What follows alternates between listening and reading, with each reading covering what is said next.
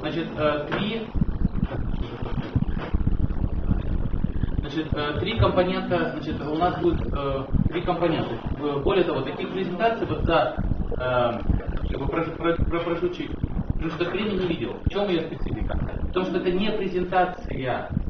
Сейчас я скажу про три компонента. Сейчас скажу про презентацию. Значит, что это не презентация отчета деятельности. Понимаете, да? Это не презентация, рассказ о каком-то виде деятельности, да?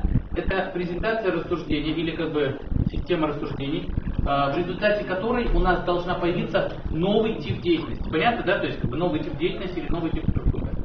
В этом смысле надо к ней отнестись как к некому инструменту. То есть это презентация инструмент. Понятно, да? То есть, соответственно, я прошу для того, чтобы у нас значит, был инструмент, затравка, так можно сказать, да? То есть, он такая затравка сложная, поэтому она много просто здесь компонентов. Вот, значит, поэтому я прошу что сделать? Я прошу в тетради вашей, вот у меня условно ваша тетрадь, да, то есть взять и выделить поле, то есть как бы сделать заметки на полях. То есть у вас будет здесь основная часть, это будет содержание, любое, которое вы хотите взять там из разговора или из презентации, или еще откуда-то. А во второй части вот здесь у вас будут комментарии ваши, которые вы можете записать. Но самое главное, чтобы я хотел, чтобы вы написали здесь вопросы, которые я по ходу буду ставить. Они не все будут отражены в презентации. Понятно, да? Но здесь вопросы. Например, будет вопрос. Значит, главное для сетей социальная деятельность функционирования. Да, то есть там, например, значит, наша сеть какая? Я там привожу классификацию этого. Так вот, вопрос будет, какая сеть, какой будет являться наша сеть по отношению к данному типу классификации. Конкретный элемент классификации вы всегда пишете. Понятно, да? Чтобы мы потом могли строить наш дискурс, наш разговор, уже основываясь на тех элементах уже проработанных культурных взаимодействий, которые есть в рамках этой презентации вообще как бы в мире. Это понятно? Алло. Да. Не совсем. Давайте вопрос. Вот вы сделали поля. Да. Вот здесь вы пишете основное содержание, которое то, что я рассказываю. Здесь необычно. Свои любые заметки. Но мне волнует еще, чтобы вы сделали здесь параллельно поле, где будут фиксироваться вопросы о том, то есть как бы в этом смысле наша сеть. То есть я буду приводить несколько классификаций. Понятно, да? И вот здесь вы фиксируете в этом поле, что, например, по отношению к длительности во времени. Какая наша сеть по отношению к длительности во времени? Это понятно, да? Или какая наша сеть с точки зрения функционирования? Вы сейчас поймете по ходу презентации. Или какая наша сеть с точки зрения типа взаимодействия? Понятно, да? А? Это понятно, да? Это понятно? Понятно. И ну задали вопрос, Олег? Не задали вопрос. Хорошо, еще есть вопросы? Нет. Значит, это что касается самой презентации. Со вторым элементом. Значит, у нас будет разговор про проектирование самой сети. Это, соответственно, надо будет включиться здесь. И здесь мне будет помогать Дима и остальные координаторы в каком плане? Что какая у вас уже была сеть до этого. То есть мы попробуем посмотреть на то, что же мы создали. То есть этот инструмент позволяет как посмотреть как будущее, настоящее, то есть он как бы двигается в любом контексте. Вот. И третье уравнение, которое мы тоже сегодня будем с вами разговаривать, это сайт, как один из элементов, обеспечивающий это сетевое взаимодействие. Сайт, рассылки, вот то, что Дима говорит. Да? То есть представьте, у нас три компонента. Значит, дискуссия, то есть вот в этом смысле инструмент. Презентация, в смысле анализ того, что вы делали до этого, то есть той сети. И третий компонент это рассказ про сайт. Хорошо? Есть ли здесь вопросы? Вот нет. Тогда хорошо, тогда поехали. Это является сеть. Это способ взаимодействия. Или, вот смотрите, другая далекая позиция.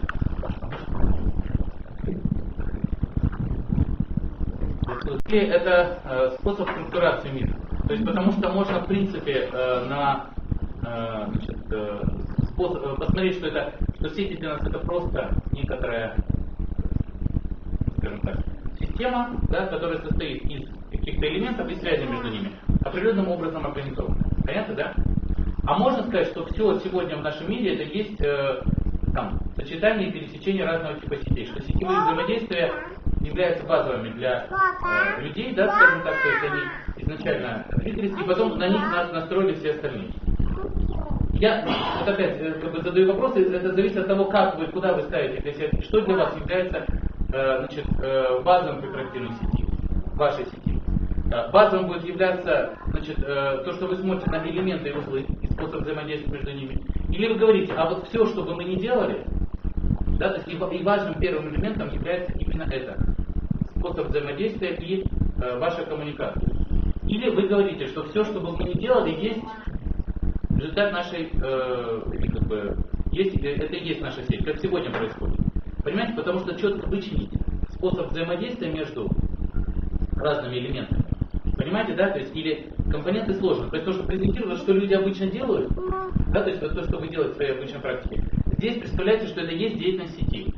Понимаете, да, то есть хотя я, например, вот за счет анализа предыдущего всего этого не увидел, что почему именно я такие же презентации могу видеть на любых других там сборах. Только вы поймите, это не критика, это только та позиция, с которой мы на это смотрим. Понятно, да? То есть, и в этом смысле, может быть, так и надо. Может быть, вот то, что мы называем, что сеть это просто такой элемент, который мы репрезентируем, когда собираемся, и хорошо, и называем это сетью. То есть она номинальная в этом смысле, да? То есть, а это старый спор номиналистов и реалистов, что сначала имя, а потом явление. Или сначала явление, а потом имя. То есть все явления, которыми вы занимаетесь, вся деятельность, которой мы занимаемся, они являются сетевыми или нет, или мы так называем. Или в этом смысле это как-то по-другому. Вот, значит, ну это вот как бы вопросы для размышления, мы на них можем ответить. Дальше, значит, я стал думать о том, что для того, чтобы нам начать разговаривать, то было бы замечательно подумать, вообще сети, какие они бывают и что такое вообще сети. Понимаете, да, что вот этот запуск. То есть там это позиция, то есть в первом слайде я показал позицию, что это как к ней относится, к каким-то там структурирующим элементам или элементу мироздания, да, то есть как бы элементов взаимодействия.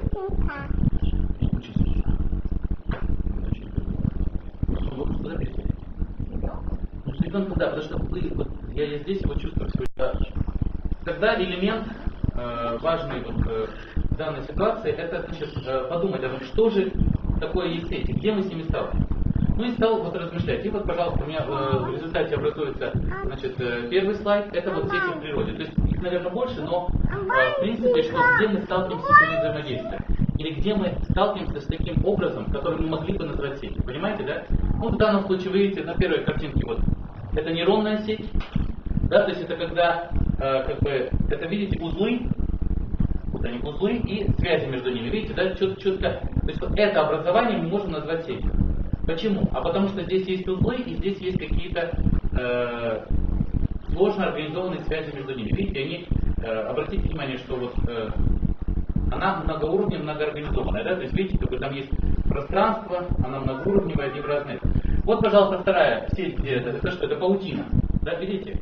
Только я выбрал не классическую специальную паутину, которая центром и понятно, это тоже сеть, а вот такую тоже опять организованную, многофункциональную. Видите, да? Вот. Где мы еще можем сказать, где мы в природе сталкиваемся с сетевыми организациями, организованными?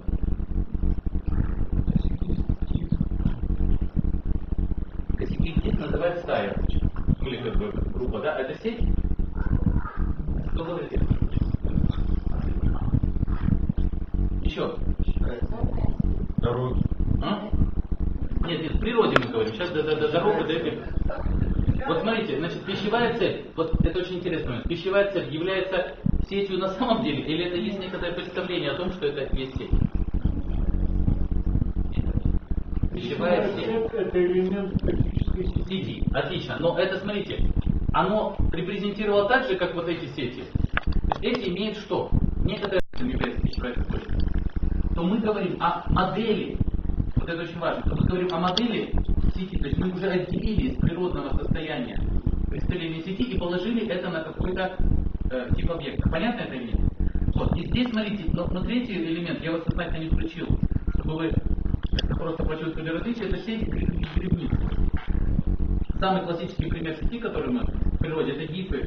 Гриба, которые обретают плесень, например, да? То есть там нету или что. Понятно, да? Вот это то, что есть, как бы, что мы можем называть сетью, и оно имеет некоторое пространственную характеристику. Здесь надо сказать, что можно различить два модуса. Модус существования Спинозы, Декарта, неважно, какие великие люди это делали, но нам тоже важно понять. Есть что-то, что существует реально в пространстве сети, понимаете, да, имеет протяженность. Вот эти сети имеют протяженность.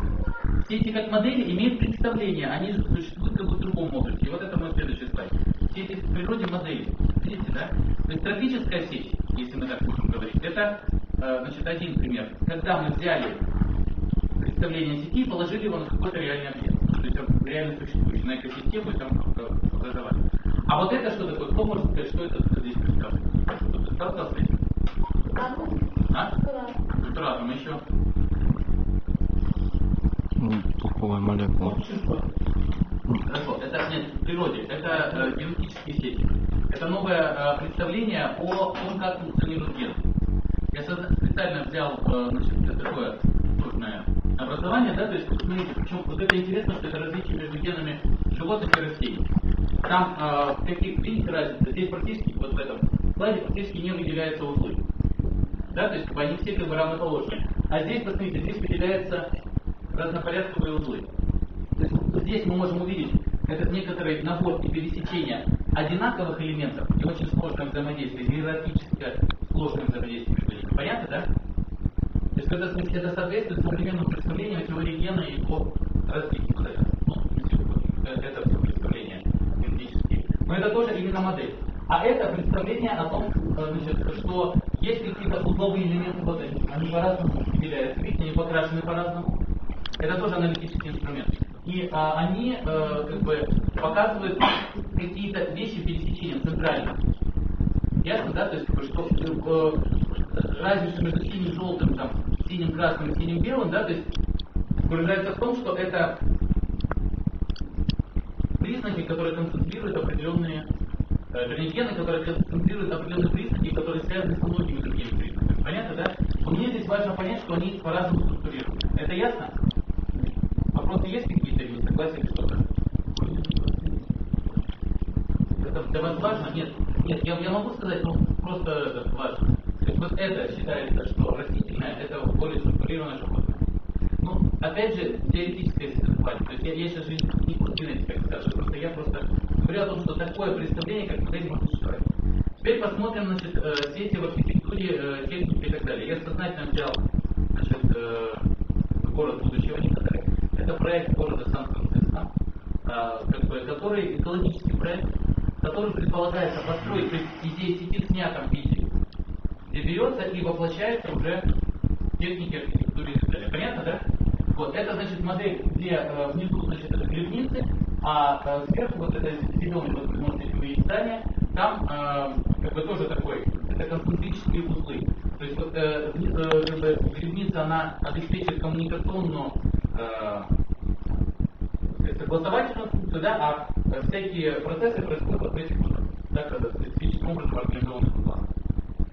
Ну, это про будущее. А здесь я еще хочу сказать, что очень интересный, важный элемент для сетевого понимания это их наличие у них пространственного измерения. То есть как бы вот отличие между первым и вторым слайдом, потому что у первого есть пространственное измерение, то есть сетей природы, да? У второго нет, это модель. Здесь как бы мы имеем дело, когда мы говорим про сети в контексте значит, техники или в контексте архитектуры, то здесь появляется такое понятие, как поселение людей. То есть люди селятся на территории. И территория тоже может задавать, понимаете, это очень важно, определенный тип взаимодействия. Есть здесь вопрос? Да. Значит, смотрите, значит, например, что такое в данном случае? Значит, село, вот у нас есть такое понятие, сеть дорог. Есть, вот вы про это сказали? Значит, узлами будут являться какие-то поселения. Я оставлю этот слайд, да, работу, уже через слайды отвлекаемся, я к нему там вернусь. Да, то есть это просто, мне важно, чтобы вы уловили. Значит, есть определенный тип узлов, села, города, и они соединены сети дорог. То есть вот это очень важная пространственная характеристика, потому что проблема в том, что когда вы проектируете сеть, я здесь немножко отвлекусь на нашу сеть, понимаете, практически не учитывается ее пространственный разброс. И более того, границы, которые нас разделяют, потому что мы ее проектируем, как будто бы этого нет, как будто мы с вами не живем на конкретной территории, понимаете, да? То есть то проектирование, которое я видел, то нет. Сейчас я какие-то элементы уловил, сейчас не буду анализировать, просто заново понятно, да? Но то, что я видел, вот, сколько там теперь, то есть проектировалось вне этого контекста. А мне важно задать, что все-таки у нас есть с вами тела, у нас есть с вами наши конкретные места жительства, конкретные потребности, понимаете, да, то есть, которые, собственно говоря, выражаются вот в этой пространственной характеристике. И ее надо тоже учитывать в базе нашей. Согласны? Как геоморфолог. В этом смысле, не, ну правда, вот, значит, смотрите, и, значит, ну, здесь понятно, места, где люди селятся и связаны между местами, тоже можно рассматривать как сети. Но я вам хочу сказать, что еще очень интересно было, нам всем знакомы сети в пространстве, да, то есть они же направления, когда мы будем говорить когда мы можем говорить о сетях, например, в системе культуры, вот, как ни странно, например, организованные были в Советском Союзе. То есть мы как говорим, пространственно организованные системы, ну, скажем так, функционально однородных каких-то элементов. Что имеется в виду? Например, сеть музеев. Было такое представление? То есть музей в Павлодаре связан с музеем, например, в Алмате или там в Ленинграде, да, и экспонаты каким-то определенным образом функционировали. Сеть этнографических музеев или там сеть музеев художественных, понимаете, да, то есть однородные элементы, это очень важно, и связи между ними. Понятно, да? Мы имеем пространственную характеристику. Что мы еще можем привести как примеры вот таких вот сетей, как они называют, имеющих некоторое пространственное, поселенческих сетей? Что еще можно сказать? Клубы, например. Помните, да, то есть как всегда Советский Союз приходил и строились клубы, однородные образования. Да, то есть, и там производилось, оно что-то по определенному шаблону, и в них воспроизводился определенный тип деятельности. Понятно, да? То есть там должна быть сцена, много маленьких комнат, еще чего-то. Еще одно такое же история. Отлично, гостиницы. Макдональдс. Это новое образование, да, тоже как бы сетевое пространство. Обязательно у Макдональдса есть пространство. Правильно, да? То есть, кроме вот этой вот сети есть еще пространство. Библиотеки. Университет сложное сетевое образование. Это понятно, ваша. Опять же, это история того, что университет является сетевым образованием, они хотят стать только сетевым образованием. Базовые университеты были концентрированы связаны с городами. Да, то есть университет в Оксфорде, университет в Алмате по названию одно и то же, а по сути не совсем однородное образование. А вот клуб, например, на всем пространстве Советского Союза, он более однороден. Или библиотека, например, сеть библиотек была, да, то есть это более однородный элемент. То есть это вот, очень интересно. Но я не спорю, это тоже можно. Университеты хотят сейчас за счет пространства интернет выйти в сетевой. Следующий как бы новый вызов перед ними. Я понимаю, это новый вызов, я про это говорю, что это не просто не классическое. Я говорю именно про классические такие вещи, чтобы нам различить. Что здесь важно здесь? Теперь понятно, да? Значит, мы разделяем. Теперь я хочу показать, что значит, еще один тип сети, значит, да? То есть это социальные сети. Социальные сети ортогональны ко всем тем типам, которые я вам до этого рассказывал. Они моделям сети ортогональны, но то есть они по-другому изучили.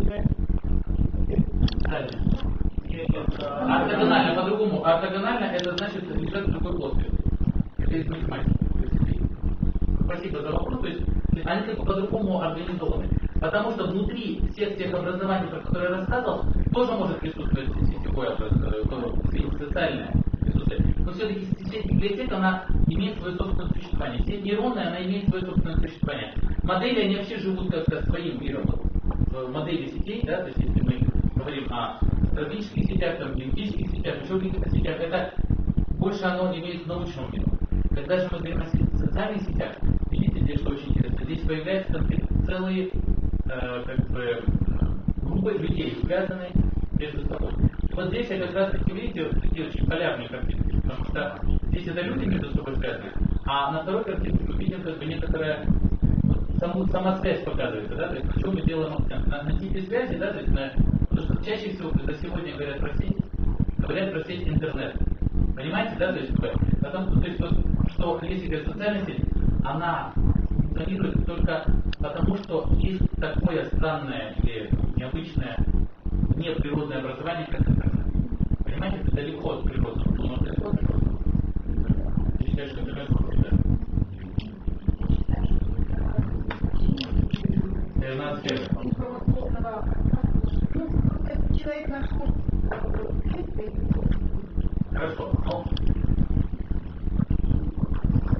Тогда на чем мы будем делать акцент? То есть это здесь не важно. На людях и типа взаимодействия между ними. Или на самой структуре вот этого пространства. Да? То есть, потому что та сеть, которую вы проектируете, она является чем-то другим. Да? То есть она пересекает и то, и другое, и третье. То есть тут еще в этом. Значит, теперь технологизация сетей мне очень важна. То есть как бы по именно скажем так, организационно-деятельностному какому-то критерию. Понимаете, да? Значит, с одной стороны, это поселенческие, да, то есть для них важно функциональное пространственное отношение, что у них есть функция, и они какое-то имеют отношение к пространству. Это понятно, да? Сети тип сети, поселенческие, то есть как бы они завязаны на те места жительства, на которые мы с вами имеем, да? Другой тип сети, который мы называем коммуникационный, телефон, дороги и так далее, они завязаны на ситуации именно что там очень важно почтовая сеть, да, то есть как бы она, почтовая сеть несет в себе, кстати, оба этих элемента. Она имеет и представительство конкретное в виде почтамтов, да, то есть каких-то мест, узлов, но ее центральным элементом является получение или передача сообщения. Вот видите, я выделил характеристику это отношение или деятельность, которая внутри них идет. Значит, если в сети поселенческих клуб или там людей надо прийти, и там организуется вся какая-то жизнь, или библиотека. Да? Хотя сегодня они для них стали по-другому быть организованы. И картинные галереи, музеи тоже уже все переводится в виртуал, да? То есть по-другому организованы. Но, извините, в клуб все-таки приходится приходить, потому что там какие-то типы деятельности еще не могут быть полностью виртуализированы, полностью переведены в интернет. Остаются такие типы деятельности. Следующее – это коммуникационный тип деятельности или коммуникационная деятельность отношения получения сообщений. Передача и получения сообщений. Это другой тип сетевого взаимодействия. И следующий тип, она на самом деле, я говорю, по-другому живет, чем эти предыдущие два, хотя настраивается над ними. Это где социально-функциональная сеть, где деятельность отношений в основном структурируется вокруг понятия контакта. То есть вступил в контакт, может быть, обменялся информацией, но главное, что вступил в контакт.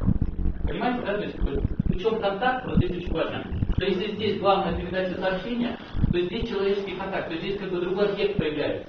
Понимаете? Целый человек. Не просто я передаю что-то туда, а ты здесь взаимодействуешь со мной всем. Это очень важно тоже. Понимаете, да? То есть, когда мы, вот этот, если вы смотрели мультфильм про Викинга, вот этого мальчика, как приучить дракона, смотрите сейчас?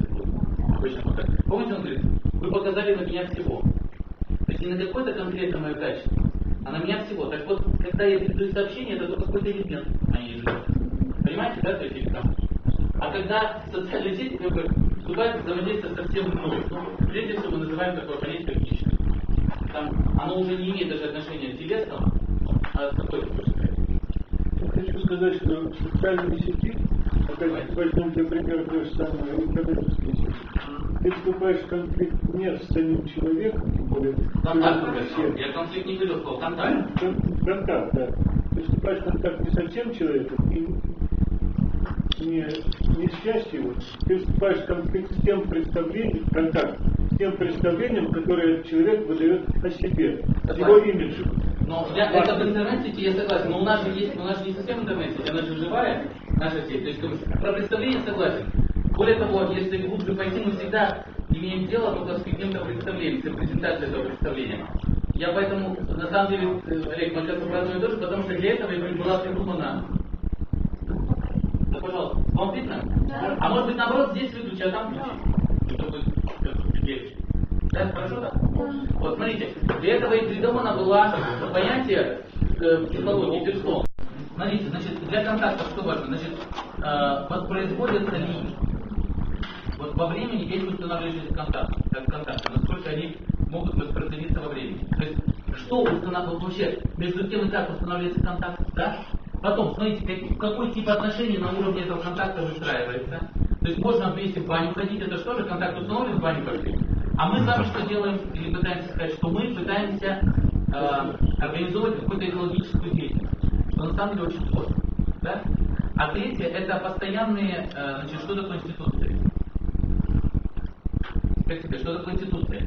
Это постоянные, социально приемлемые или закрепленные в обычаях отношения. То есть институция это те отношения, которые имеют некоторое закрепление.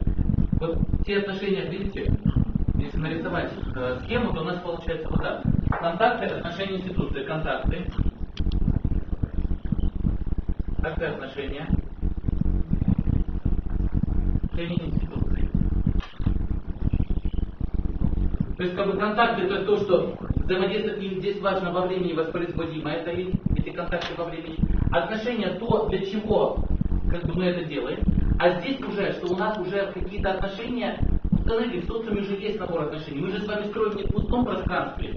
Понимаете, это очень важно. Это, потому что контакт это наша задача, отношения это то, что мы себе закладываем, а институция это то, что закреплено уже вот университеты, государство, это же тоже типы отношений. Марксовское определение человека, да, извините, что я к этому говорю, вообще здесь на том, что человек есть совокупность общественных отношений. Понимаете, да? То есть, соответственно, вот такие концентраты этих отношений общественных будут в данном случае у нас называть институциями, с которыми мы взаимодействуем. Например, экофорум. Ну и так далее. Да? То есть это как бы, то есть, с одной стороны, это социальные знаки, но с другой стороны, это некоторые концентраты отношений. Понятно здесь, да, это история? Хорошо. Возникает очень интересная проблема. В чем она? Что за счет интернета нам хочется свалиться, да, за счет того, что есть этот интернет, нам все время хочется свалиться в эту социальную сеть. Понимаете, да? То есть нам просто хочется иметь, репрезентировать себя как некоторый список и набор контактов. Я не говорю, что так получается, не получается, но это легче, потому что там уже есть такие образования. Понимаете, да? То есть как там эти одноклассники, там эти, как правильно называется, Фейсбуки, ну и другие там всякие образования, которые построены по принципу вступления в контакт. И вот там всяких разных игр с репрезентацией себя. Но у той социальной сети, которую мы с вами проектируем, которую мы строим, у нее есть другое измерение. У нее есть совершенно, вот тут я даже согласен с тем, что может быть интернет есть некоторое воплощение идеи Вернадского о ноосфере, да, то есть о некотором поле соотношения всех веществ. Но проблема в том, что без той машины, которая называется наше тело, мы пока существовать не можем. Так вот, проблема вся в том, что экология, она связана не только с отношениями или их описаниями, а связана, собственно говоря, с базовым принципом нашего телесного существования. Потому что чистый воздух нужен для нашего тела. Понимаете, да? Для нашего духа непонятно, нужен или нет. Ну, то есть, если мы, тут уже распадается на разные философские категории, да, что есть там, если дух существует вне тела, но мы все-таки строимся на том, раз мы экологи, на том, что все-таки для нашего существования должна быть нормальная окружающая среда, должна быть здоровая природа, понимаете, да, и тогда мы с вами тоже здорово живем. Вот это измерение изменяет вообще структуру и архитектуру нашей сети. Понимаете? Необходимость того, что мы все-таки с вами имеем выход на совершенно реальные объекты. Социальные сети на реальные объекты выходят по-разному. Олег может про это, наверное, рассказать больше. Да? То есть там со всеми репрезентациями, подставами, аватарами, вот магией персонализации, имперсонализации и так далее. Троллингов, да, пожалуйста. Если про это интересно, значит, есть в советском, в российском, в русском языке, в советском интернете, в русском интернете есть такой сайт, называется virtualistica.ru. Виртуалистика. Там, если кому-то интересно, можете посмотреть про то, что они как раз разрабатывают это, мои тоже коллеги из Института философии РАН, они занимаются, и написать надо, да, наверное? Или вы можете написать это? Виртуалистика, да? Значит, .ру, значит, они занимаются, ну, прогуглите и поймете, там, побрать. Так вот, значит, они занимаются тем, что разрабатывают вот эту модель мира как виртуального образования. Понятно, да? И говорят, что все, что с человеком связано, это некоторая виртуальность. Проблема в том, что, пожалуйста, пусть наши философы и мои коллеги этим занимаются, нет проблем. Проблема в том, что мы должны заниматься с вами вполне практическими делами. Мы должны с вами быть закреплены пространственными отношениями, потому что в конкретной точке должен быть хороший воздух, хорошая вода, хорошие там, продукты и так далее. Понимаете, да? И это очень важная характеристика нашей сети. То есть мы не можем потерять пространство. Понимаете, да? То есть социальные сети, или коммуникационные сети пытаются потерять пространство. Понятно, да? Это удобно. В этом смысле, то есть территории и пространства нет. Не согласен. Давай. Самый свежий пример. Изменение программы в России на каком-то именно через виртуальные коммуникационные сети была организована сеть волонтеров, Нет. сеть наблюдения. Это не антагонистичный пример, извини. Это все, то, что они могут. Я имею в виду, что благодаря наличию коммуникационных и вот этих виртуальных сетей могут решаться практические проблемы. Это я не воспринимаю. Я говорю, что для сети контактов не обязательно иметь пространство. Понимаете, да? То есть, а для нас обязательно. То есть вот она, моя мысль, собственно говоря, не сложна.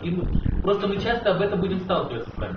Что у нас должны быть набор каких-то таких деятельностей, которые все время привязаны на какую-то конкретную пространственную характеристику. Понятно, да? То есть, более того, где мы живем. Может быть, еще какие-то вопросы вот здесь фиксации? Про пространство ясно нам? Просто это проблема, которую мы должны учиться теперь проектировать. И в этом смысле природа у нас представлена не понятием природа, а вполне конкретным, охраняемым нами участком. Да, конкретно формируется конкретной территории, понимаете? И это очень важно, что мы с разных территорий. То есть нам надо минимально виртуализироваться, нам надо использовать это виртуальное пространство для реализации своих человеческих, скажем так, телесных, природных телесных потребностей. Почему я фиксируюсь на телесности? Потому что все-таки мир телевидения, мир экранов, мир вот этого всего, он нас отдаляет от этой телесности. Понимаете, да? То есть телесность в самом хорошем смысле этого слова. Как говорил поэт прекрасно, в нас влюбленное вино и добрый хлеб, чтоб печь для нас садится, и женщина, которую донос, впервые измучившись, там насладится. Но что мне делать с розовой зарей над голубеющими небесами, где тишина и неземной покой? Что сделать мне с бессмертными стихами? Не съесть, не выпить, не поцеловать. Понимаете, мгновение летит неумолимо, ну и так далее. Мы ломаем руки, и опять осуждены идти все мимо-мимо. Я фиксирую наше внимание, то, что мы не должны пройти мимо телесности, пространственности и этих характеристик. Для экологической сети это важно. Понятно, коллеги? Несмотря на то, что я в своей презентации хожу по разным, очень абстрактным категориям, я все время буду говорить, что нам надо возвращаться к этой характеристике нашей деятельности. Конкретной экосистеме, которую мы сохраняем. Так вот, значит, теперь я опять возвращаюсь от нашей экосистемы, я к ней еще приду. Опять к сетям, их организованности. И показываю, что, значит, смотрите, вот у нас Паша даже с прошлого раза, Паш, я про Барта рассказывал про литографию, да? Нет, я не помню, что я рассказывал. Понятно. Нет, просто мы уже с сетью давно взаимодействуем. Паша вот уже говорит, что прочитал. Значит, я хочу показать, какие вызовы сегодня существуют. Или, скажем так, на какие вызовы мы с вами будем тоже спотыкаться. Значит, первый, это, несомненно, локализация. В чем она выражается? Мы четко с вами попадаем, кстати, в эту характеристику. Локализация и глобализация. Соединили два термина, получилась локализация. Глобализация и локализация. То есть у нас идут два параллельных в наших странах, в наших головах, в наших жизнях идут постоянно два параллельных процесса. Мы привязываемся к какой-то конкретной территории, и мы являемся гражданами больших, сложно организованных сообществ. Понятно здесь это? Сказал, что они не параллельно, а разнонаправленно. Нет, они разнонаправленно, но имеется в виду, что одновременно присутствуют. Да, то есть и появляется вот эта характеристика. С одной стороны, вступление в большие виртуальные за счет виртуализации. Вот эта локализация, она происходит за счет виртуализации. Если вы знаете нашу коллегу Ирина Альбертовна Халей, она член СОЭС, нет? Не знаешь? Давно, во всяком случае, мы с ней познакомились. Я почему говорю здесь, что мы когда-то с ней познакомились в Караганде, проводили какой-то там съезд СОЭС. Да, и вот мы там участвовали. Ты же ходил, знаешь, говоришь? А? О, да. Тимиртау, да. Ну, вот в том числе. Да. Вот мы там с ней познакомились, она является экосоциологом, да, то есть, как бы, вот, в принципе, вы можете тоже прогуглить ее, то есть, как бы, в интернете посмотреть, есть это институт социологии РАН, и она изучала именно наши движения, наши экологические движения.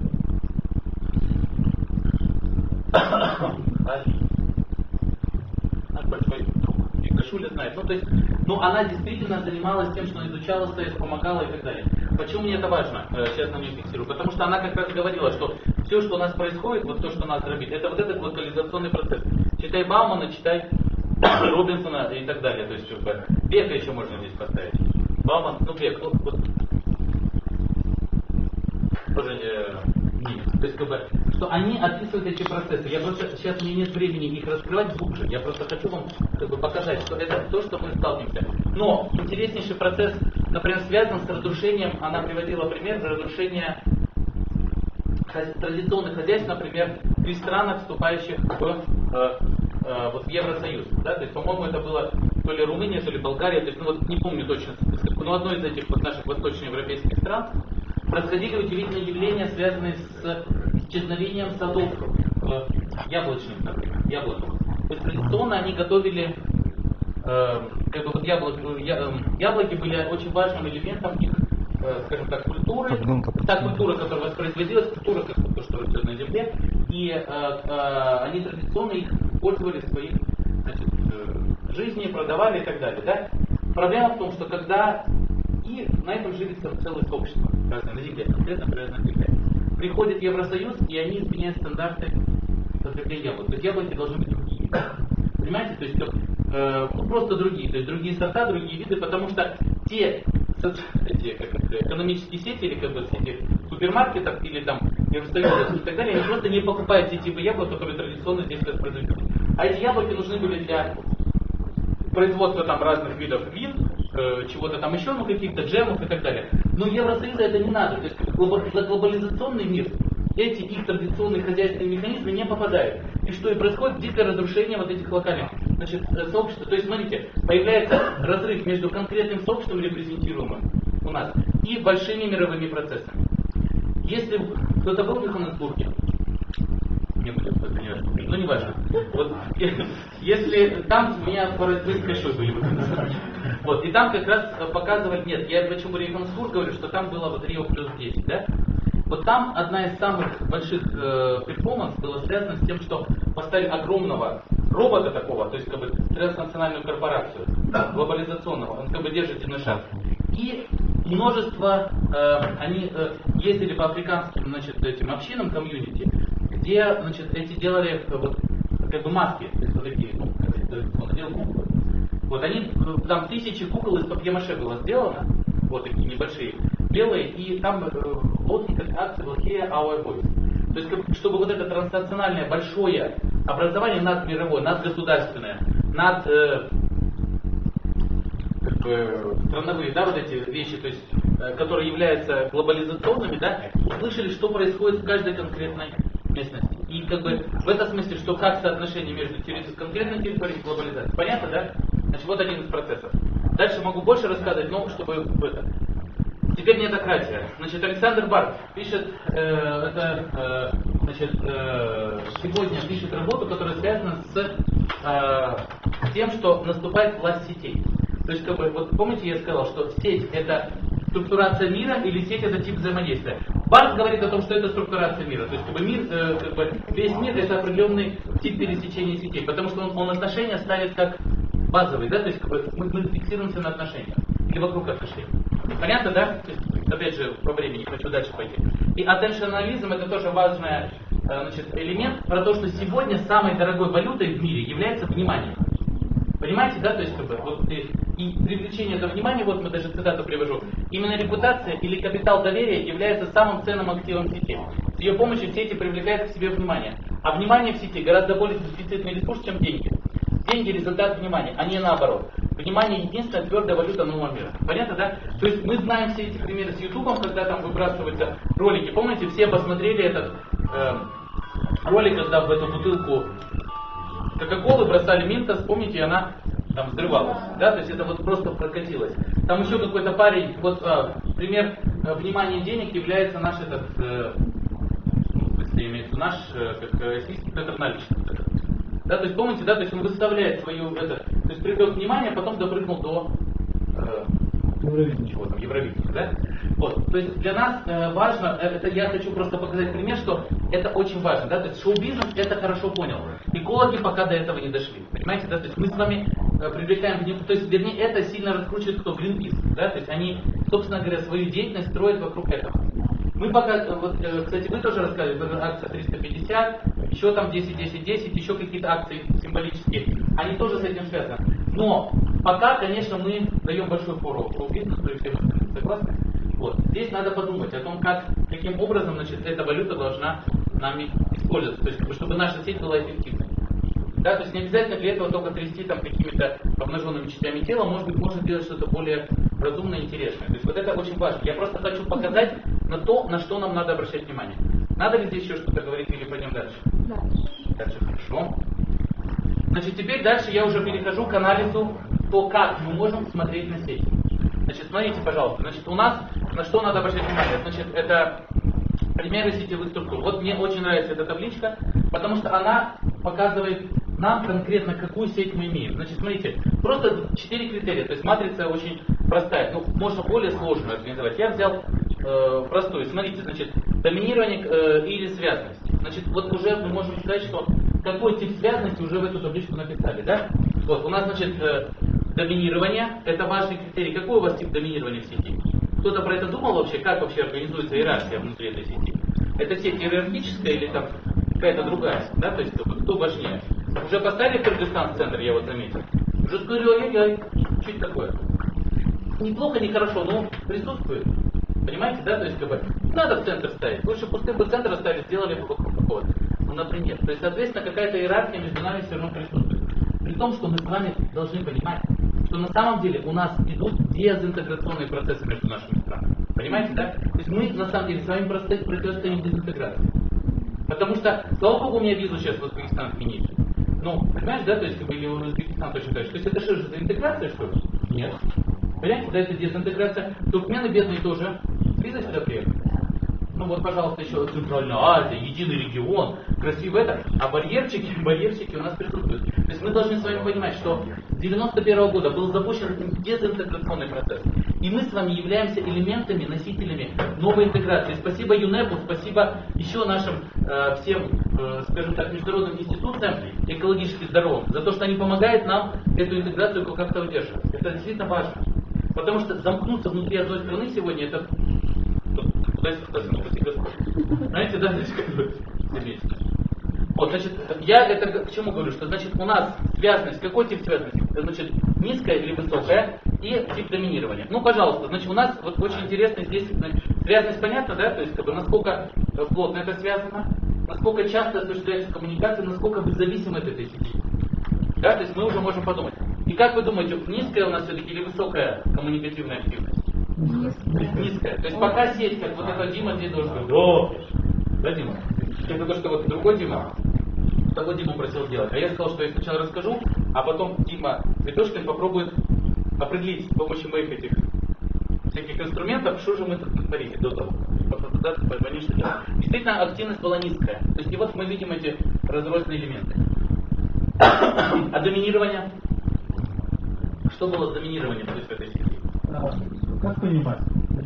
Вот как вы понимаете? Как вы не понимаете? Иерархически. Была эта сеть иерархическая? То есть кто-то давлел и не давлел? Что-то, да. У вас здесь фронт был самый... Нет, коллеги, вот это был самый главный... Еще у вас было два фронта борьбы. Вот в вашей сети это два фронта борьбы. Один за связанность и попытка интернета, эти порталы все, отписки, ну как они называются? Рассылки, извините, но они же отписки были. Вот я повторю это.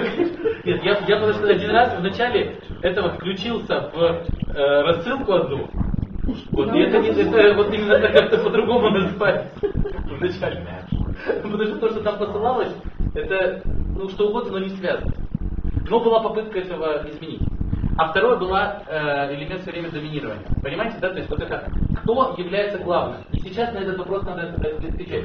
То есть сеть, это вот все люди, которые с нами являются, ну, странно, да, даже не все приехали. Сеть это те, кто ездит на форумы, сеть это координаторы сети. Понимаете, да? Кто, каким образом организуется иерархия? Смотрите, мы можем теперь, продолжая этот момент, нарисовать здесь. У нас как организуется? Вот здесь вопрос о базовой ячейке сети. Она организована вот таким образом. Здесь есть какой-то куратор, и, например, под ним базовая ячейка сети, под ним несколько человек. И у нас как бы есть уровень связи вот этих кураторов, каких-то там, да? Я сейчас говорю про регион. Внутри, вот это один регион, это еще не межрегиональный. То есть проблема в том, что плохо было представлено пока, до сегодняшнего дня, вот это уже, наверное, критика. Вообще работа внутри самого региона. Или другая структура, вот такая, что все равные. И координатор несет на себе просто, он случайным образом встает сюда таким-то образом, просто он за счет того, что он просто всех знает. Понимаете, да? То есть доминантная функция, один тип, другой тип, более там, может быть они вообще все 5 стоят. С 5 начинается уже структура. То есть вот такой тип может взаимодействовать. Понятно, да? То есть там. Да? Ясно, да? То есть, связи. Какой тип на территории у вас взаимодействия? Это первый вопрос, который нам надо. Какой тип доминирования есть у вас на территории? В каждой стране. Соответственно, как вы соотноситесь между своими другими членами сети? И такой же точно вопрос.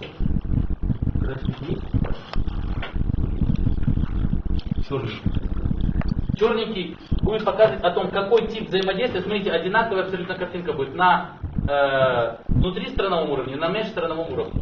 Например, секретариат, вот этот вот, он доминирующий является на этот момент по отношению к остальным странам. То есть страна и носитель секретариата. Или это вот этот тип одинакового взаимодействия. Все равно секретариат просто несет на себе какую-то коммуникативную функцию. Понимаете, да? И это было самое постоянно существующее противоречие. Скажите здесь что-нибудь, кто со мной согласен, не согласен, что по этому поводу. Паша, Дима, ну вот я думаю координаторы. Кто? Лена. Вы согласны, что было все время перетягивание? Это бесконечно.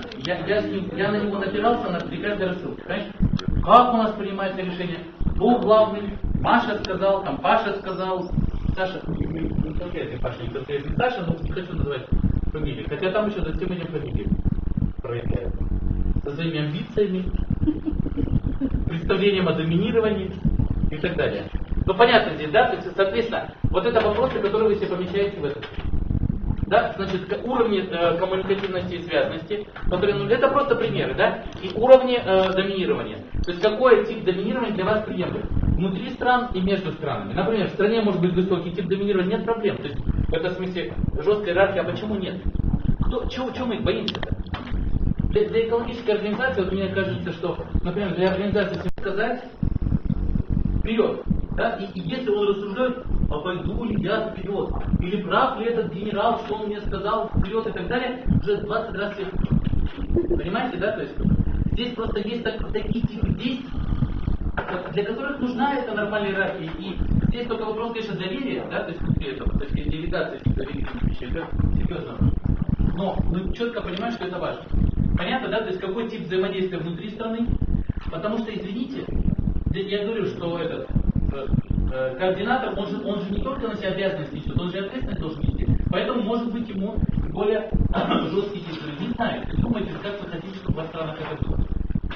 Вот. И следующее, это, значит, тип междустранового взаимодействия. На какой-то период, может быть, тогда страна, которая берет на себя, в данном случае, например, Казахстан, становится доминантной. Да, то есть мы все знаем, и с ней все согласуются и так далее. Потому что, например, для меня это была дикая проблема. То есть я имею в виду, вот он уже был, Кыргызстан, там, и так далее. То есть были носители вот этой вот некоторой иерархичности. Зачем оно? Ну, мне имеется в виду организация, да, то есть там, зачем это стране, как оно дается, обязанностей полно, а как бы никто не слушается, например, ну или как слушается в том смысле, что сигнал не является проходящим, да, то есть как бы ты крикнул, а в ответ тишина. Вот, то есть в этом смысле тогда, может быть, в каких-то аспектах тот человек, которому мы доверяем, или та организация, или та система, координатор, не знаю, он приобретает все-таки некоторые какой статус иерархический. То есть имеется в виду не в плане, что у него появляются новые какие-то там да? А в том, что сигнал это что такое иерархия? Что этот сигнал, вот я вам очень хорошо расскажу, что такое иерархия. Этот сигнал приоритизируется перед другим сигналом. Понимаете? Что если, понимаете, вот иерархия это когда от более, вот, понимаете, в эгоформе все-таки Светин сигнал и мой сигнал, и весь этот аппарат, понимаете, да я же тоже могу прийти в эгоформу и что-то там рассказывать. Но могу. Нет, значит, могу, да, то есть, там нормально. Но я просто говорю, что прохождение по этой системе моего сигнала и ее, например, сигнал имеет разный статус. И это нормально, это разная иерархия, да, то есть я, потому что буду извне, я там, дружу, люблю, делаю эту деятельность, но мы имеем разные иерархические статусы. Понятно, да, то есть, и это нормально. Нам не надо этого бояться. Просто для коммуникационной коммуникативности это все равно. Понимаете, когда равнозначные все вот эти сигналы, все это оно как бы имеет равнозначное отношение. И в этом смысле пишет ли человек какую-то бурбу, или он говорит, ребята, бежим туда-то, понимаете, да, то есть абсолютно одинаково, так не бывает. Понимаете, надо все-таки иметь и тип связности, и тип иерархизации сигнала. Вот это очень важно. Значит, тип связности, тип иерархизации сигнала. Есть ли комментарии, вопросы или дальше?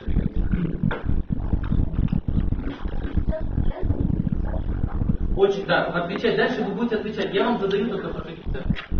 Тут, говоря об иерархии и приоритизации сигнала, надо различать две вещи. Есть иерархия по персоналиям, есть иерархия по событиям. То есть событие СОС, и неважно, от кого исходит сигнал. Тоже хорошо. Во всяком случае, про это поле нам надо как-то к нему отнестись, потому что я не понимаю ни степени ответственности, да, вот за это время, ни степени распространения сигналов. Вот Дима может потом рассказать, Дима, это наш постоянная трудность, наверное, потому что я говорю, вот он был секретариатом, да, все это время, да, вот на конкретном примере. И все, что бы мы не производили, понимаете, тонуло в какой-то, вот, что внутри страны, потому что у нас было все равны по сигналу. И каждый сигнал, то есть, смотрите, равенство в данном случае, не надо рассматривать, что я против равенства, свободы и там еще чего-то. Но просто некоторым для осуществления деятельности актов, да, надо вот это какие-то вещи приоритизировать. Понятно, да? То есть, и в этом смысле, если тот сигнал, он тогда снимает все остальные приоритеты, и там, например, мы спасаем затоку все вместе. Понимаете? Здесь не важно, кого он. Это абсолютно, это очень важно. Алексей, спасибо большое, что нам надо выработать тогда вот эти 3 зеленых свистка. Да? То есть в таких случаях оно работает. И я считаю, что это, наверное, единственное, вот если уж говорить про анализ сетей, да, то есть единственное, для чего работает сеть СПС. Согласен, да, то есть она постов тут собирается. А вот для деятельности экологической, то есть для реализации. Очень мало. Очень. Согласен, да, то есть этот написал, вот пошло, чего-то там происходит. В общем, это понятно, да? Потому что у нас есть примеры. И мы не Макдональдс. Там четко деньги все распределяют. Имеется в виду сеть Макдональдс. У нас тоже был Макдональдс. Так, пойдемте дальше. Вот я хочу вам показать еще 2 картинки. Дальше у меня картинки. Вот, значит, смотрите, у нас вот информационный поток. Я хочу показать принципиальный момент, что на самом деле у нас есть сеть как бы людей и коммуникация между ними. Вот это. Но есть еще, смотрите, еще вот, это очень важно, что мы все являемся носителями каких-то информаций, продуктов, которые будут друг у друга. Вот. Почему-то кому-то не досталось продуктов. Нет, подождите, вот это же секрет. Подождите, тут важно не списывать. А то, что когда мы говорили об этом, то есть мы же не знали, сколько здесь людей. Понимаете, то есть мы должны привозить тогда внутри этой сети достаточное количество, чтобы каждый равно получал этот информационный момент. Понимаете? Я не втором, что мы плохом, но это тоже для нас принципиальный момент. Раз мы равные, вот, с точки зрения, значит, с точки зрения сигнала, наверное, мы по-разному можем, да? Но с точки зрения доступа к информации мы равные или разные? Кто-то больше получает информацию, а у кого-то есть бесспорную. Понимаете, да, о чем я говорю? То есть в этом смысле надо понять, что человеческие отношения разные, взаимодействие между ними, но есть еще взаимодействие и обмен. В некотором виде я специально рисовали, сделал картинку с нарисованными информационными продуктами или информационными полями. И это не одно и то же. Понимаете, да? Наши человеческие отношения в одном уровне находятся, наши продукты, как бы, человеческие отношения в другом. Поппер вообще говорил, что мир информационный это вообще другой мир. То есть библиотеки и информацию он вообще выделял как 3-й мир. Представляете, да? То есть отдельно, то есть есть мир там, людей, да, то есть как бы, есть мир отношений, а есть вообще отдельный мир это информации. Конкретный красивый пример, чтобы нам различать, о чем мы говорим, это город. Мой профессор приводит сюда пример. Говорит, вот возьмите город. Город есть такое выражение. Харон Абрамович Крут, он всегда говорит, что город это люди, есть что такое жить, город это люди, а не стены. Да? Вот, как бы, город это те люди, которые. Вот это наша социальная сеть. Простите, но города же есть еще и стены. Согласны, да? То есть это второе измерение города, или как бы другой мир, в котором он находится. То есть в этом смысле пространство, то есть людское наполнение, пространство, отношения. А еще есть такое образование, что потрясающе, как, например, карта города. Это город или нет?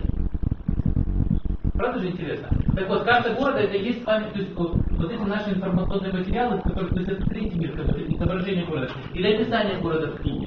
Оно же тоже как-то существует. И оно тоже имеет отношение к этому, но это не люди. Это не стены. Это что-то другое. Понимаете, да? И вот это что-то другое, вот то, что существует в информационном поле, мы тоже должны к этому достойно относиться. Понятно, коллеги?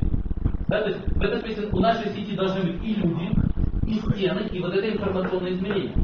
То есть как бы в этом смысле карты. Наши карты или то, чем мы объединимся. И вот тут интернет прекрасно. Потому что стену ты по интернету не пошлешь.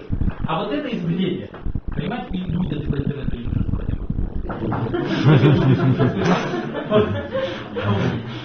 Карту и так, информацию про город ты можешь туда вывести. Это вот другое измерение. Понятно, да? Так. Что это значит? Так, можно я тебе быстро пройду? Значит, это те вопросы, на которые надо обратить внимание. Значит, качество сети, сегментация, состоит из основных сегментов, которые самодостаточны. Это очень важно. Человек, я до сих пор не могу. Вот этой сети. Тут есть ответ? По-разному. Прекрасно. Всяко разному. Это в смысле, лишь бы живы были. Вот я про это говорю. Но надо про это понимать. Все-таки, что является элементом нашей... Нет, можно и так, не проблема. Например, САЭС это опять же решает так. Они говорят, у нее есть индивидуальное членство, есть организационное членство. Давайте определимся, потому что я, например, вот для себя, я не понимаю, я биомом являюсь членством этой сети.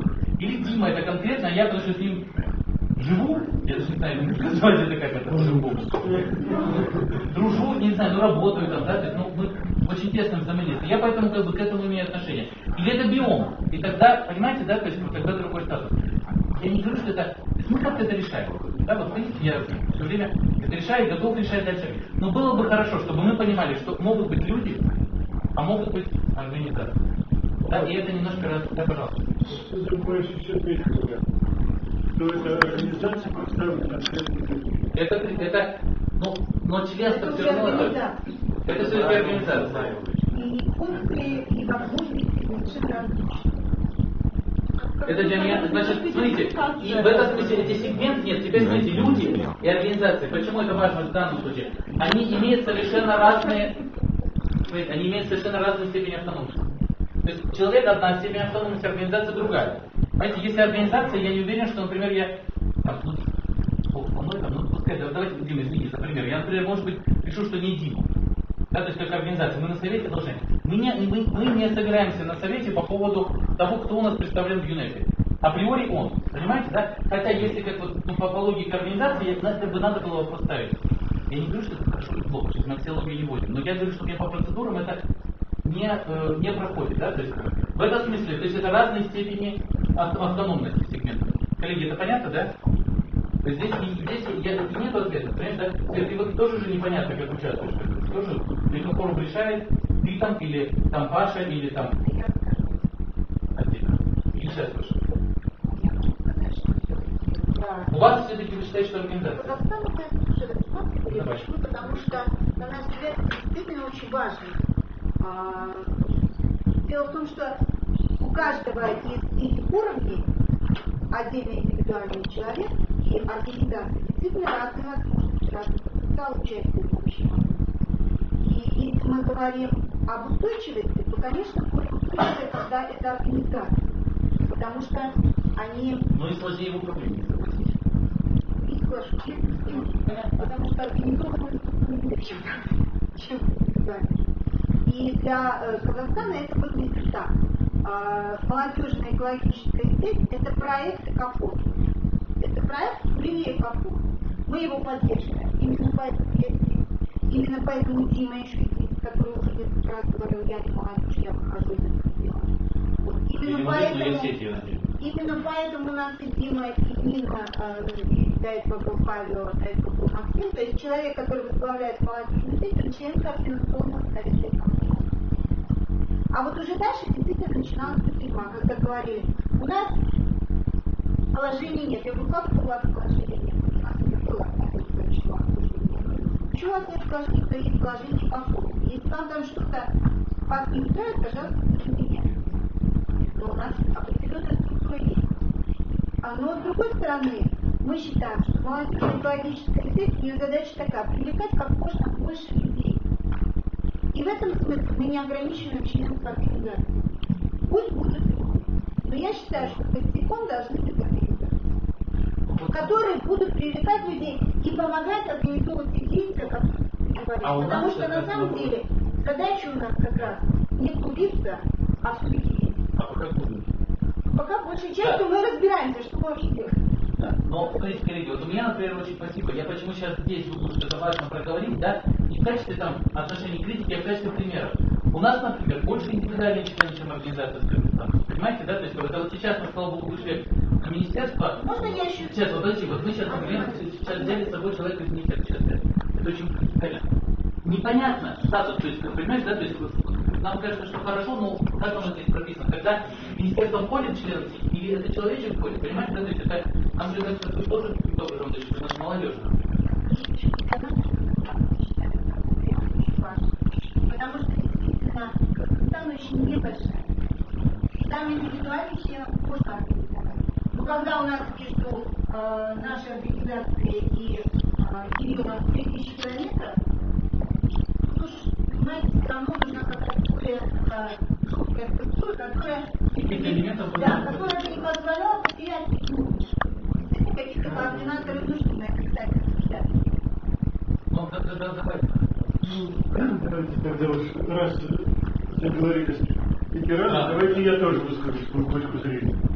Значит, на самом деле, вот что мне всегда нравится в философах, они доводят любую идею до полного абсурда.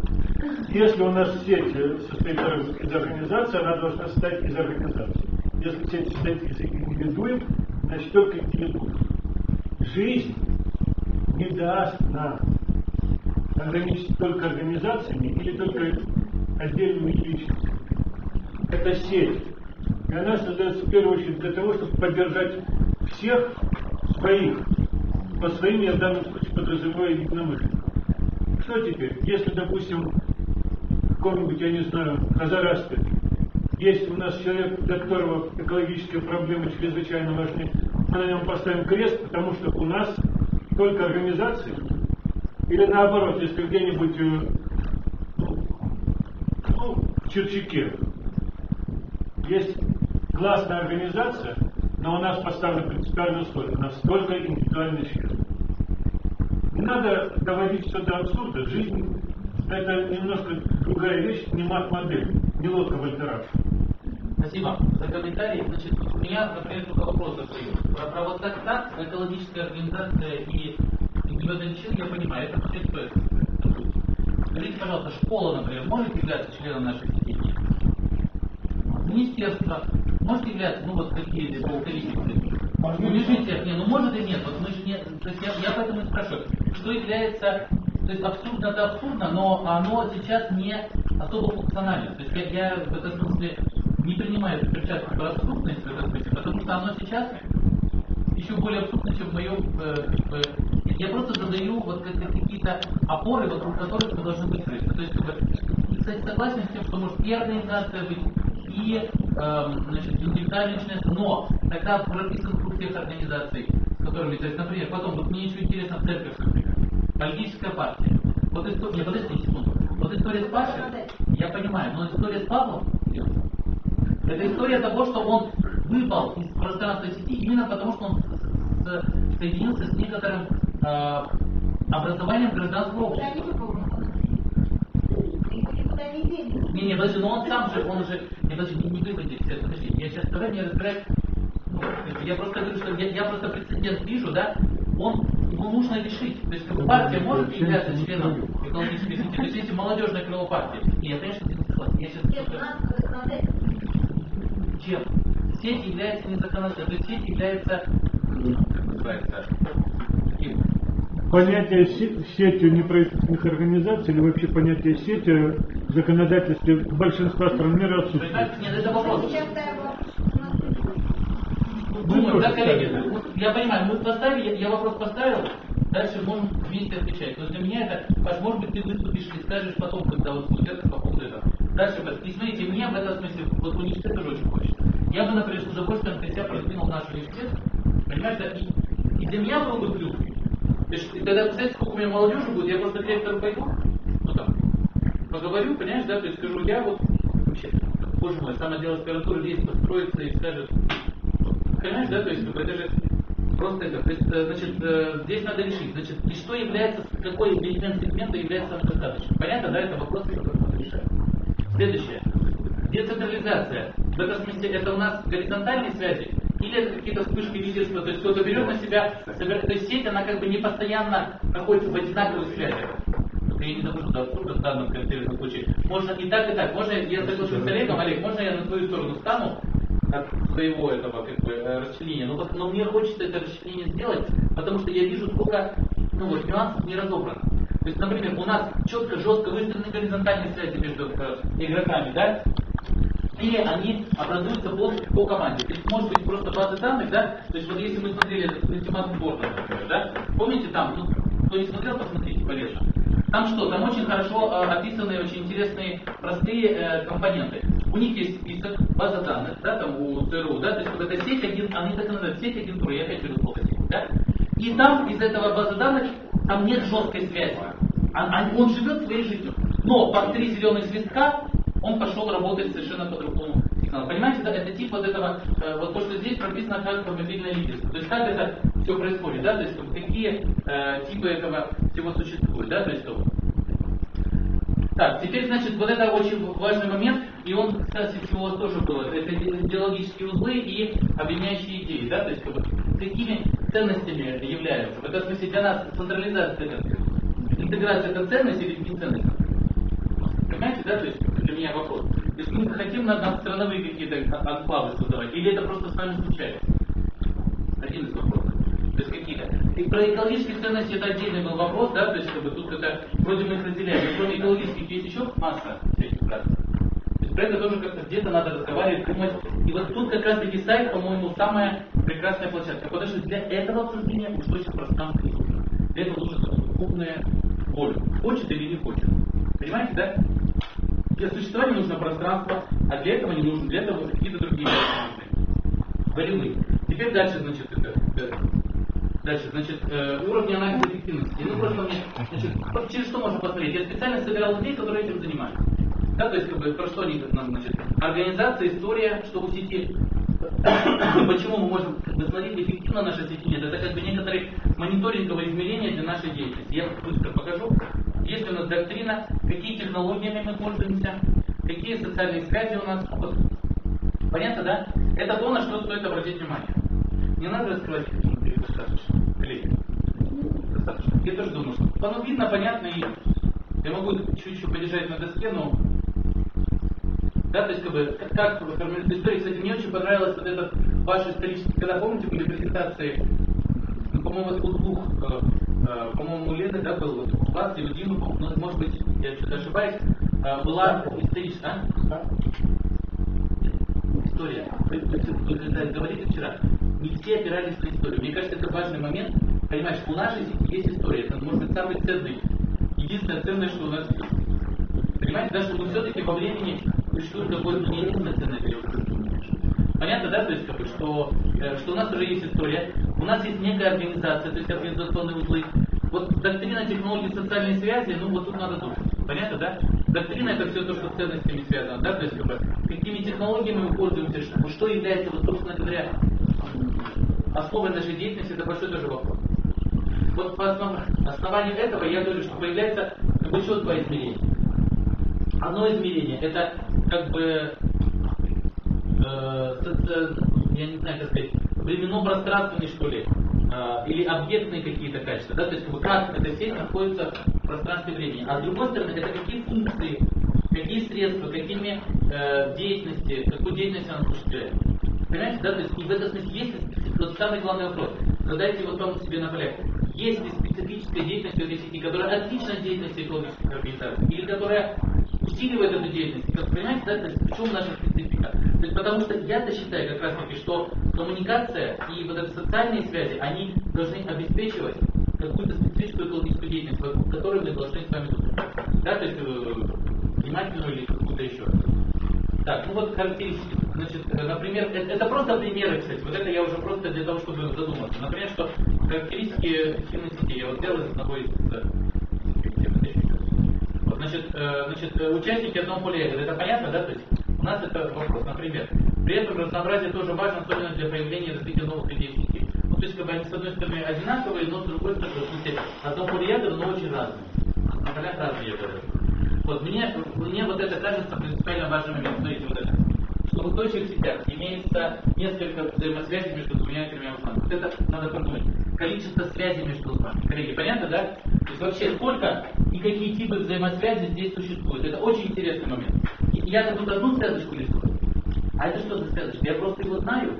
Или вот как, понимаете, вот у нас с Димой, опять же, извините, существует много связей. Понимаете, да, я его знаю. Я не только его номер могу набрать, но мы, например, там, я не знаю, вместе работали, мы делали вместе книжки, понимаете, да, то есть мы ездили на конференции. То есть это же больше связи, чем просто знать.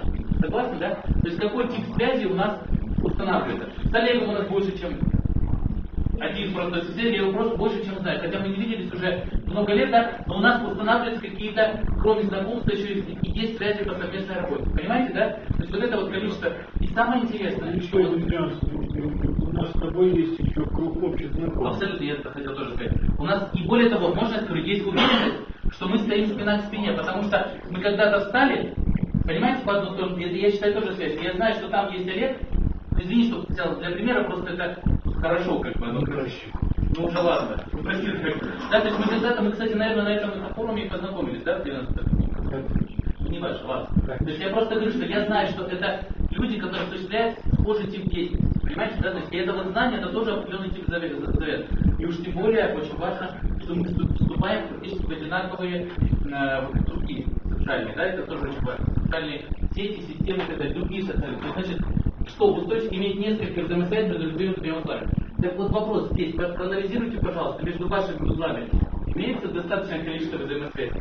Понимаете, да, то есть, и что это взаимосвязь? Как внутри страны, потому что 80% состава, опять, но я просто людей вижу других. Понимаете, да, то есть это неплохо, не вот у меня на форуме были одни люди в Бишкеке, сейчас другие. Неплохо, не хорошо. Но это важно понимать, что как бы почему-то меняется конструкция этих взаимосвязей. Какая она должна быть? Может быть, должны оставаться только эти базовые узлы, которые больше связи. Например, с базовым узлом, вот у нас уже иерархия, образуется большее количество связей у всех, а между элементами меньшее количество. Понятно, да? То есть по-другому организовывать. Про это надо тоже думать. Понятно, да? Если, допустим, нету каких-то баз, если вот так... Это тоже важно. Если много людей, у которых одна такая связь, это каждый из них знает, что и вокруг него связанные с ним, связаны как с опять-таки, его же И это абсолютно лишнее в том смысле, что ее тоже надо осмыслить. Согласны, да? Дополнительное. Давай лишнее немножко коннотации хорошие, да? То есть дополнительная связь, которая очень сильно может поддерживать. Более того, вы знаете, что в физике слабые взаимодействия самые сильные. Да. Просто физики отдельно на порядке. Да, То есть обычно мы получаем какие-то интересные предложения, интересные новости, там, приглашения на работу от людей, которых мы знаем, ну, не так хорошо знакомых, нежели чем от лучших друзей.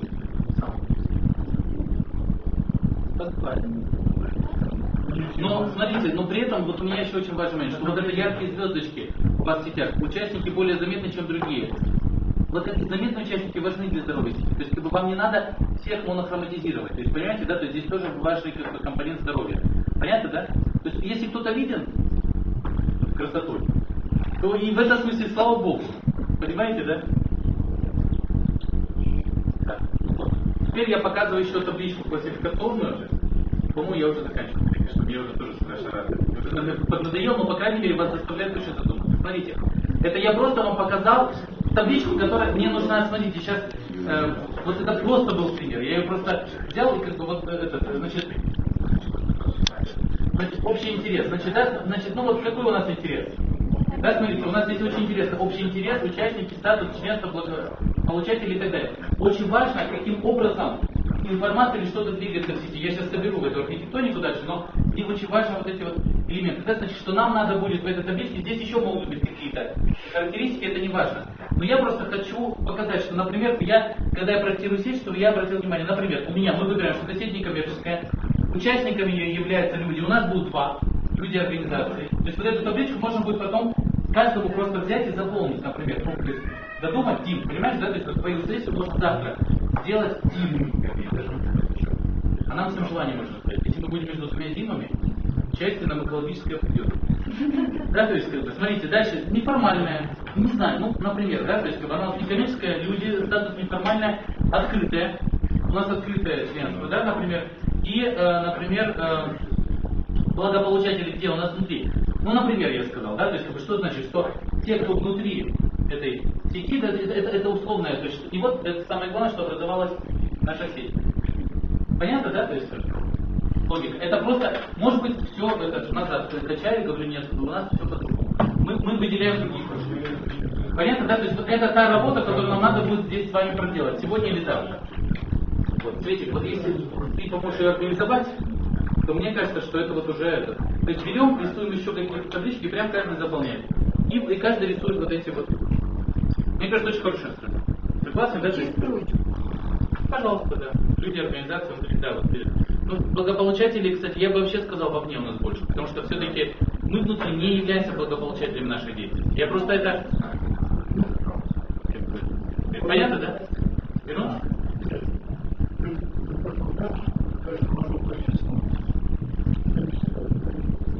Ты уже видишь это? Вот я его ставлю, да. То есть, значит, у меня это важная история, что сеть не является застывшей во времени структурой. Это структура, которая должна меняться во времени. И самое главное, что я вот здесь, почему я цитирование еще поставил, что в этом смысле у нас должны быть, то есть, во-первых, она имеет свою структуру, то есть меняющуюся со временем, может. Но самое главное, что мне очень важно сказать, что у нас появляются наработки или такие свои собственные какие-то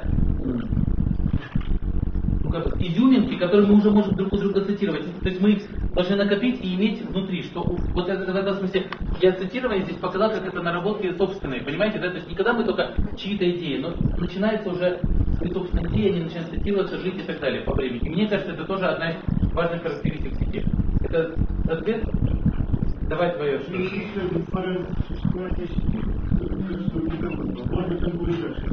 Это непрерывное действие во времени. О, это абсолютно. Я, кстати, это вот он время непрерывное действие во времени, просто я его не обозначил, да. Что они должны... Есть сети, которые действуют постоянно, да. Есть сети, так называемые пульсирующие, то есть они либо длительный период статиком просыпаются, и наоборот, длительный период есть, потом на какое-то время замирают, и опять начинают. Ну, мы, наверное, все-таки делаем более постоянную себе, у меня такое ощущение, правильно, да? То есть, хотя она, по сути, получается пульсирующая. Вот, делаем как постоянную, а получается пульсирующая. Но, может быть, так тоже будет. Я сейчас, да, это характеристика есть. Так, вот, значит, смотрите, теперь вот это вот. Значит, смотри, вот это и есть то, что ты сейчас говоришь. Значит, смотрите, вот я архитектонику, на что надо обратить внимание в нашей сети, я как бы обобщаю то, что у нас до этого было. Значит, какой тип связей и сколько этих связей мы можем задать, если вопрос, да? Иерархический или какой тип управления? Или иерархия, гетерархия, или многофокусное управление и так далее. Вот разница между, помните, вначале я показал вот эти генные сети. А вот здесь может быть во времени, сколько времени вообще очень важный момент, на самом деле, для нас, для всех, его надо задать. Сколько времени в неделю, в месяц и в год мы тратим на, или используем на нашу сеть. Коллеги, это очень важный параметр, понимаете, да? Если у нас нет благ для этих элементов сети, то ничего не будет.